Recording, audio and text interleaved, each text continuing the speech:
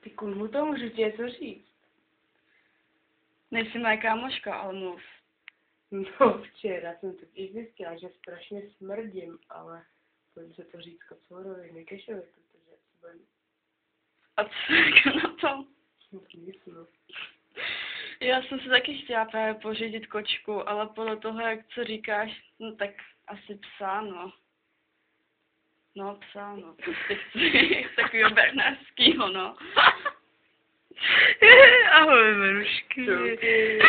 Včera, já vám něco musím prostě ukázat. Jako včera ten tvůj zasraný kocour mě napad. No, tak už tě dostal, jo? Dostal tě, ne, jo? Ti musel dobře naložit, co? Se neumíš bránit? Dylino.